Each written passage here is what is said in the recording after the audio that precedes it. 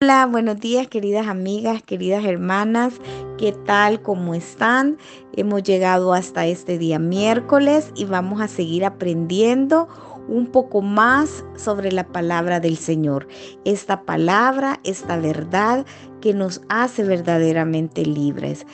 Y vamos a comenzar con la primera verdad de esta mañana. Y dice: no hay razón alguna para vivir atormentada por mi pasado. Queridas hermanas, esto significa que no importa el tipo de vida antes de venir a Cristo, no importa el tipo de atadura, el tipo de esclavitud que pudimos haber tenido.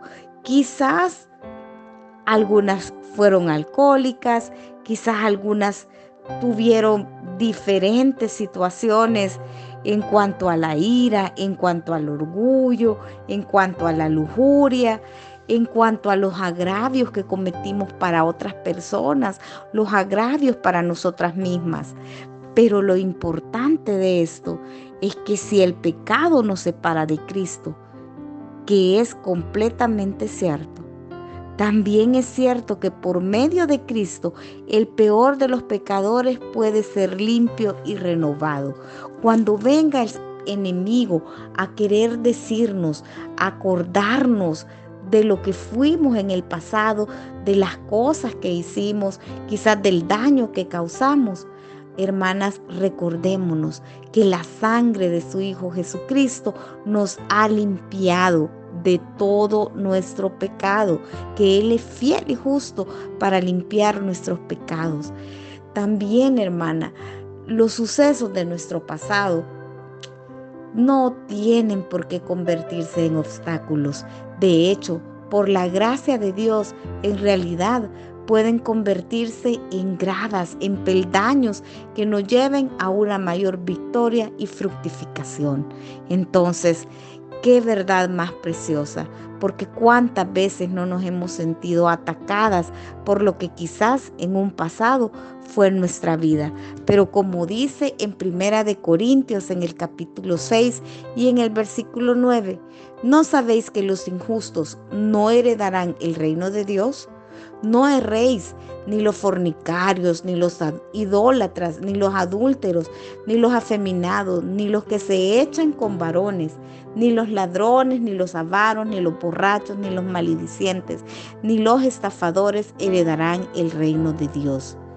Y esto eras algunos, mas ya habéis sido lavados, ya habéis sido santificados, ya habéis sido justificados en el nombre de nuestro Señor Jesús y por el Espíritu de nuestro Dios. Qué bendición, hermanas, qué bendición por el Señor Jesucristo y por su Espíritu. Somos nuevas criaturas. Vamos a continuar ahora con la siguiente verdad. Definitivamente nuestros días se caracterizan por un acceso casi ilimitado a los medios electrónicos, a redes, a tantos recursos, con tanta información. Lastimosamente, muchas veces mala información, transgiversada información, y en otras ocasiones sí podemos encontrar cosas que valen la pena. Pero la siguiente verdad nos habla sobre la palabra de Dios. Y esta dice que la palabra de Dios es suficiente para guiarme, enseñarme y sanarme. Y como decía anteriormente, es una lástima que en nuestros días la palabra de Dios, que es vida, porque dice vivifícame en tu palabra, porque ella es la verdad. Y muchas personas en la actualidad la dejan como última opción, cuando no hay más solución, cuando ya no hay más en el internet que buscar, cuando ya no hay más consejos u opiniones que escuchar, acuden a la palabra. Y dice en el Salmo 119, 105.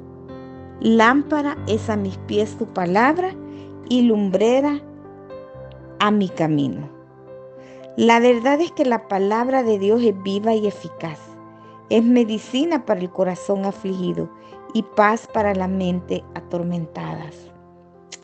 Queridas hermanas, cualquiera que sea nuestra necesidad y nuestras circunstancias, la palabra de Dios es suficiente para suplir lo que hace falta y para suplir las necesidades de nuestros seres queridos.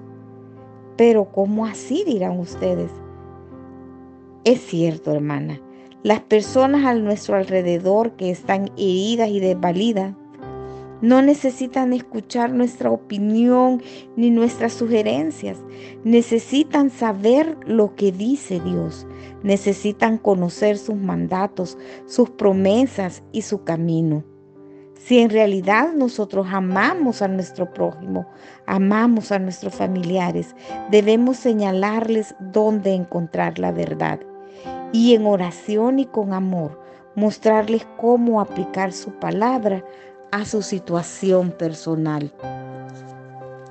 En otro versículo, en el Salmo 107, número 20, dice: envió su palabra y los sanó y los libró de su ruina.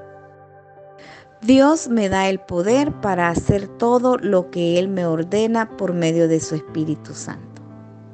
Dios no nos va a ordenar hacer algo para lo cual no nos provea su gracia para obedecerlo. ¿Qué significa esto?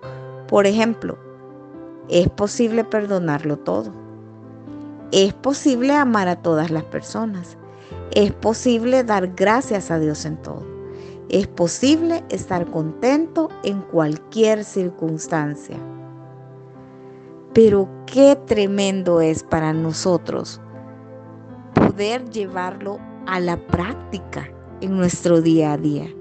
Y aquí quiero abrir mi corazón y quiero confesarles que realmente muchas veces necesitamos ser humildes ante el Señor y reconocer que es únicamente en sus fuerzas que nosotros podemos hacer este tipo de afirmaciones, que nosotros podemos llevar algo hacia la práctica. Porque la verdad, en lo personal, me cuesta mucho, hermanas. Me cuesta mucho doblegar el orgullo, doblegar mis pensamientos, pero el amor y la misericordia de Dios es lo que nos deben motivar a buscarle, a con humildad llegar a Él, pedirle de su ayuda a través de su Espíritu Santo. Porque dice su palabra: porque Dios es el que en vosotros produce así el querer como el hacer, por su buena voluntad. Qué tremendo es poder encontrar estos versículos en la palabra.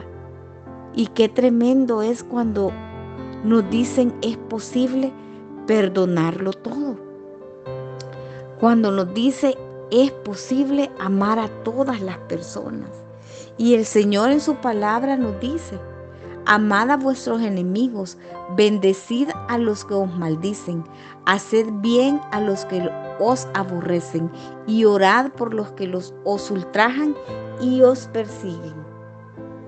El problema no es que no podamos obedecer a Dios o que no podamos perdonar a las personas que nos han ofendido y nos han herido. El problema es que decidimos nosotras mismas no perdonar, no estamos dispuestas a amar, rehusamos a dar gracias a Dios y estamos contentas con lo que Dios nos da. Pero es gracias al poder sobrenatural de su Espíritu Santo que podemos decidir y permitir que su amor fluya hacia otro por medio de nosotras. Qué reto más grande, queridas hermanas, elegir poder perdonar, elegir poder amar a todas las personas, elegir dar gracias a Dios en toda circunstancia y optar por una vida de contentamiento. Ahora continuamos con la siguiente verdad. Yo soy responsable delante de Dios por mi conducta, mis actitudes y mis elecciones. Pues ciertamente, hermanas, nosotros no podemos controlar las circunstancias que nos rodean. No pudimos elegir el lugar en el que nosotros nacimos, no hemos podido elegir nuestra apariencia física en general, tampoco la educación que hemos recibido de nuestros padres, ni tantas otras cosas que han afectado y que han moldeado nuestra vida. Pero si bien es cierto que no podemos controlar las circunstancias, también es cierto que por la misericordia y la gracia de Dios, nosotros sí podemos controlar nuestra reacción ante las circunstancias que Él ha permitido en nuestra vida. Y es que cuando nosotros empecemos a asumir la responsabilidad personal de nuestras propias decisiones, cuando deje de culpar a mis padres, a mis hijos, a mi esposo, a mi jefe, a las otras personas, a quien sea, y cuando deje de poner a las circunstancias y querer decir que son ellas las que me hacen tener conductas pecaminosas o hábitos incorrectos. Cuando reconozca esto, seré libre del sentimiento de víctima indefensa. Seremos libres para obedecer a Dios en medio de cualquier circunstancia. Dice su palabra en Ezequiel capítulo 20. El alma que pecare, esa morirá. El Hijo no llevará el pecado del Padre, ni el Padre llevará el pecado del Hijo. La justicia del justo será sobre él, y la impiedad será sobre él. Mas el impío, si se apartare de todos sus pecados que hizo, y guardare todos sus estatutos, e hiciere según el derecho y la justicia, de cierto vivirá y no morirá. Es decir, hermanas, nosotros somos responsables de nuestra propia reacción, de nuestra propia conducta ante las circunstancias que estén en nuestras vidas. Que el Señor añada bendición a su palabra y las espero el día de mañana.